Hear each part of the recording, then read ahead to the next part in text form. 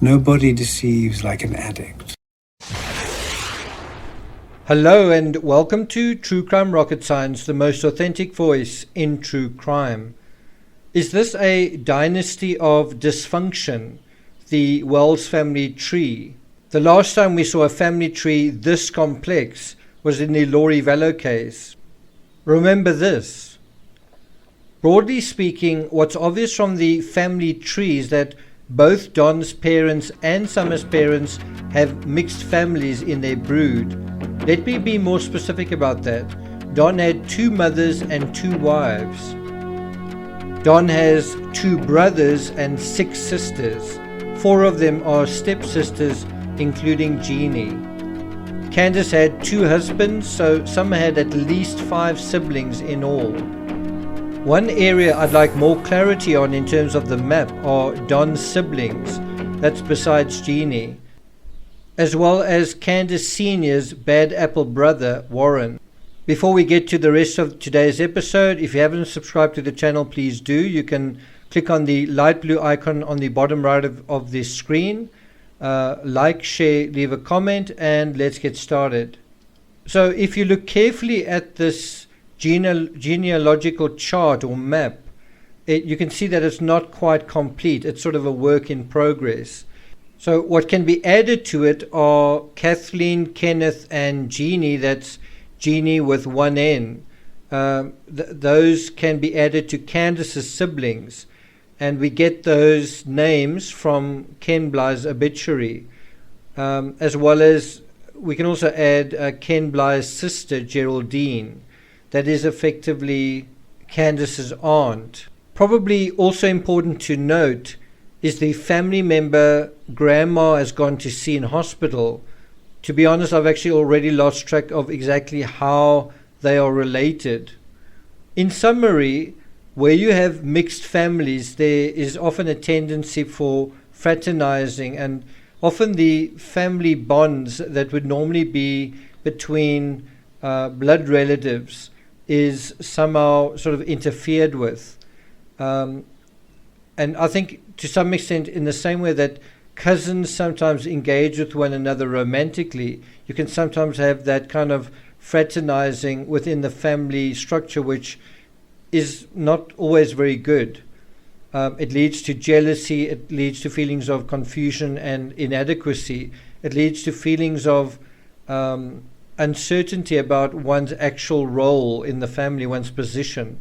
And obviously there are grey areas in this particular area, but then there are also much darker areas. I'm not going to go into some of those areas in much detail in this video, but it is well known that blended families often have problems. What happens when step siblings engage with one another, and sometimes there is an impact of with this complex family structure that emerges with mixed families. The child's well-being may be negatively impacted, and I think it's often female children are often more negatively impacted. According to a study published by the National Council on Family Relations, or NCFR, quote, when compared with traditional 2-parent families, family complexity appeared to lead to more internalizing problems among children living with single parents, especially girls with non-full siblings and some in step families. End quote. I guess what they mean by a non-full sibling is it's like a half sibling or something like that.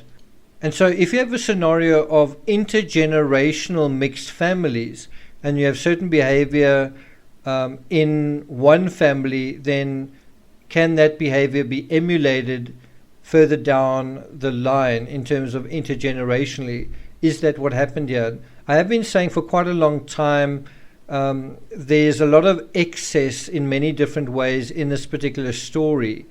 And the question is, how extreme is it? And what we're seeing is it's more extreme than we'd imagined, right? When we look at this map, this family tree, it gives you a sense not only of the scale and scope of the family tree, in other words, the size of this tree, the scale of it, but you also get a sense when you start to get to know the individuals within the tree of what we were talking about, the excesses and the extremeness of the dysfunction throughout this tree.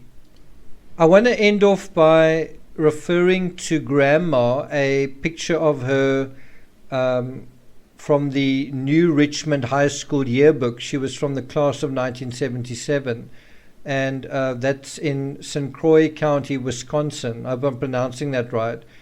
Interestingly, Grandma's high school is just down the road from where her daughter Rosemary vanished into thin air. When I say just down the road, it's less than 50 minutes drive. New Richmond is less than 50 minutes drive, less than 40 miles from Cushing. So when you look at a picture of Grandma, that's assuming we've got the right person here. The face I see is someone that appears reserved. What I mean is looking at her compared to her peers. I see someone who's reserved and unsure, someone shouldering a backstory that the dudes on either side of her have been spared.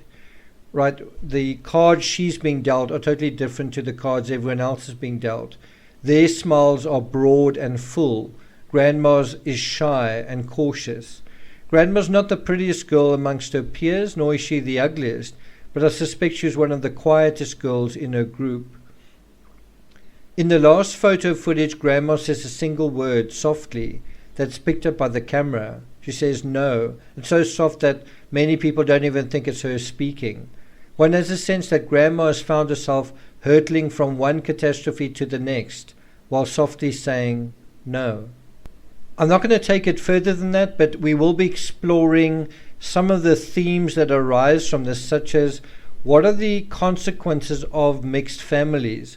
What tends to occur inside some of these mixed families? And we'll deal with that as we sort of compile this map in a lot more detail. As I've said, it's incomplete, and we're just trying to get some of the last names to make sure that it is comprehensive. If any of you out there have any suggestions or comments in this regard, please let us know. It doesn't really matter who compiles the map as long as we have the finished product. So if you're interested in contributing, by all means. Thank you for listening, and I'll see you guys next time.